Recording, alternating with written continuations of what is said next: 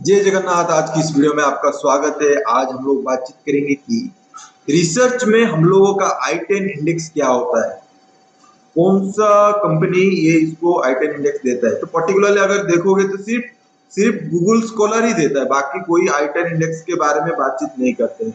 I10 index Google provide करता है, Google scholar के थ्रू से आप स्कोपस में चले जाइए, वेब ऑफ साइंस में जाइए, I10 इंडेक्स के बारे में बातचीत नहीं होता है। तो I10 इंडेक्स के बारे में मैं यहाँ पे दिखा देता हूँ कि I10 इंडेक्स कहाँ पे होता है।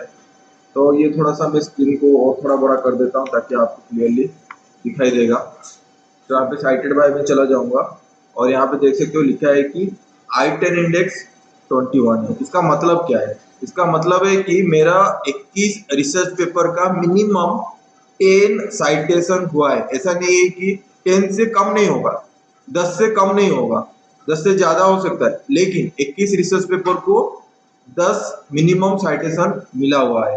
एज इंडेक्स से अलग है, ठीक है। तो चलिए उसका डेफिनेशन को एक बार चेकआउट कर लेते हैं, डेफिनेशन क्या लिखा है। तो I10 index represent number of research paper you have that have been cited at least 10 times. Minimum 10 citation हर एक पेपर में आना चाहिए, तभी जाके हम लोग उसको 1 के हिसाब से काउंट करेंगे। मतलब I10 वहां पे 1 हो जाएगा। एक रिसर्च पेपर का अगर मिनिमम 10 साइटेशन है तब जाके हम लोग को उसको 1 काउंट करेंगे, ठीक है। ये पर्टिकुलरली गूगल स्कॉलर का है, ठीक है। और सिंपल एग्जांपल और एक मैं रखा हूं यहाँ पे।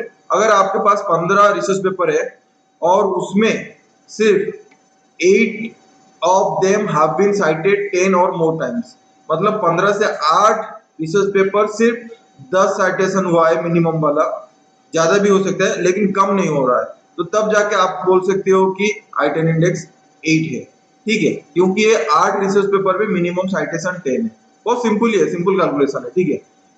I10 इंडेक्स यूजफुल क्यों है? तो सिंपल है, ट्रांसपेरेंट है, ओवरऑल आइडिया आ जाता है कि मिनिमम साइटेशन कितना आया कितना पेपर में, ठीक है।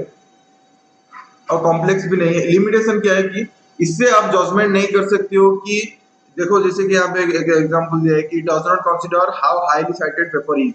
मतलब एक पेपर होगा उसका मिनिमम 10 साइटेशन है और दूसरा वाला कोई एक पेपर होगा उसका 1100 साइटेशन है। तो इसका मतलब क्या है? जो 1100 वाला साइटेशन है वो वाला पेपर ज्यादा इम्पैक्टफुल है। तो इससे पता नहीं चलता है, लेकिन एक ओवरऑल आइडिया आ जाता है कि minimum number of research paper जो वो पब्लिश किया है उसका I10 के हिसाब से मिनिमम 10 साइटेशन का हर एक पेपर में ये एक आइडिया आ जाता है, ठीक है। इतना ही है I10 के बारे में बताने के लिए। आज के लिए यहीं पे मैं रखता हूँ। जय Jagannath, lots of love from Odisha. See you in the next video, bye.